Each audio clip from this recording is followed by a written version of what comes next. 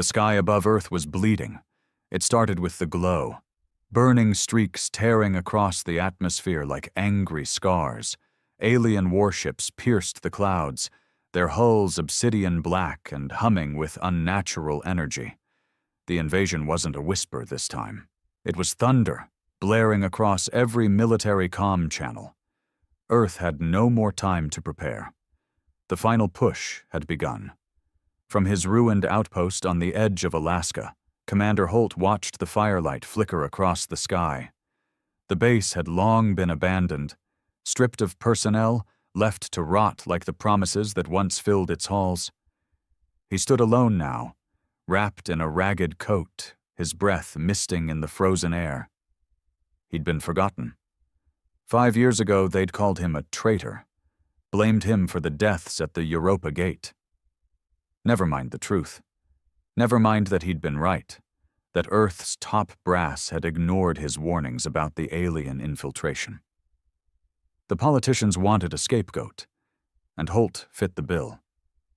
So they dishonorably discharged him and buried his name in disgrace.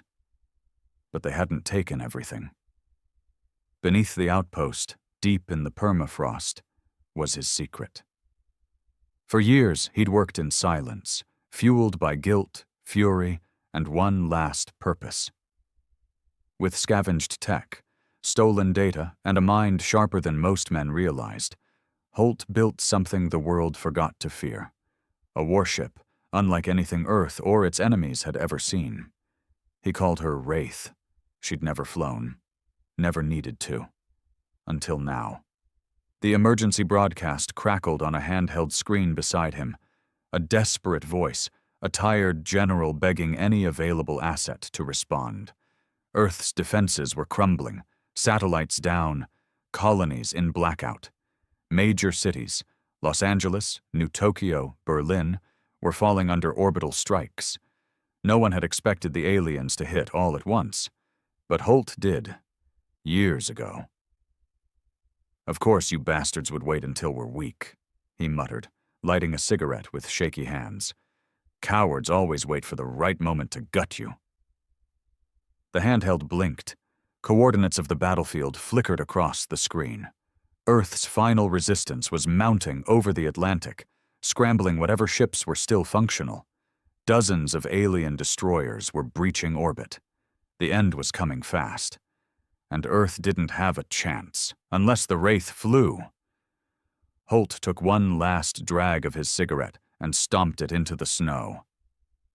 Let's see if the world still remembers me. He descended the icy staircase behind the outpost. Steel doors groaned open, revealing a chamber glowing with eerie blue light. The Wraith loomed above, sleek and silent, its hull designed for one purpose: domination through invisibility. Every inch of her was engineered for stealth. Cloaked technology derived from both alien wreckage and Earth's black archives. She didn't hum. She didn't spark. She simply waited. As he strapped into the command chair, Holt's fingers hovered over the ignition. The dashboard blinked to life, scanning his vitals, reactivating systems that hadn't stirred in years. Systems check, weapon systems online, cloak integrity, optimal, quantum drive stable, the AI chimed. It had no personality. He'd stripped that out years ago. Too many voices in his head already. He locked eyes with the screen, then activated comms. "This is Commander Holt," he said coldly. "To Earth Defense Fleet. Authorization code Echo 65 Fracture." A pause. "Repeat, identify yourself." I said, "This is Commander Holt, and I'm about to save your ungrateful asses. Watch your six." He killed the signal before they could respond. Then, with a low, building hum, the Wraith decloaked and rose from the ice like a vengeful ghost. The Wraith punched through the atmosphere like a knife through silk, her cloaking field shimmering faintly before vanishing into nothingness. From the surface, she was invisible again, just as planned. Holt kept his hands steady on the control panel, jaw tight as the pressure increased. The G-forces weren't as brutal as they could have been. The Wraith had gravity dampening built into her spinal hull design. Holt had paid for that comfort in sleepless nights and bloodied hands.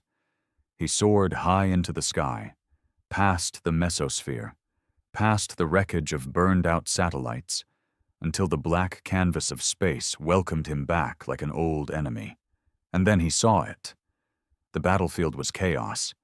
Dozens of alien ships, dark and angular, cruised in terrifying synchrony. Their formation was a slow noose tightening around Earth's last defensive fleet.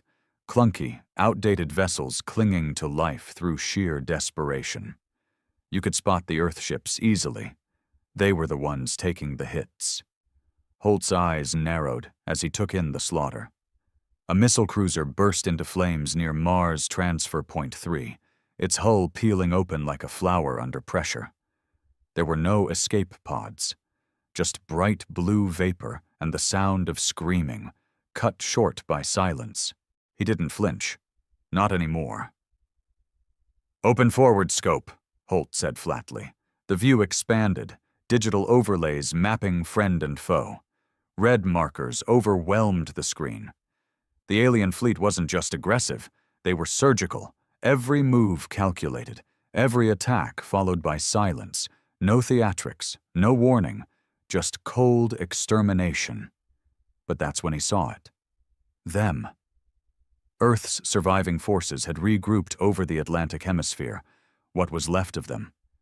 3 cruisers, maybe a dozen interceptors, and 1 half-destroyed orbital railgun platform trying to power up.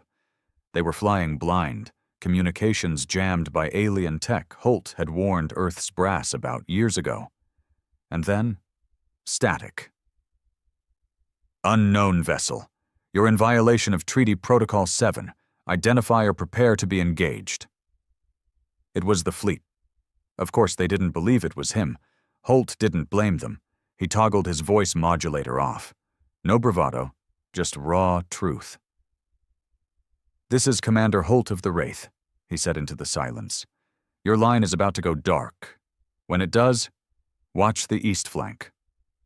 And with that, he cut the comms. He didn't have time to explain to bureaucrats and scared junior officers what he was about to do. He wasn't here to play hero. He wasn't even here to save Earth. Not really. He was here to settle the debt.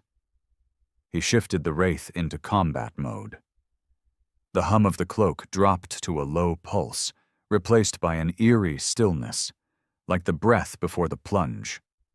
The console lit up with weapon systems, plasma lances, kinetic warheads, particle destabilizers, all experimental, all untested in real battle. Perfect. The Wraith swooped down under the alien vanguard, threading the space between enemy lines so closely that had she not been invisible, they would have torn her apart in seconds. Holt kept his breathing shallow, fingers twitching as he guided her behind the lead destroyer. It was massive, maybe 400 meters across, shaped like a predator's skull, its weapon mounts glowing in deep crimson. Holt didn't hesitate. "Target acquired. Fire!" The Wraith's dorsal lance ignited, a needle of blue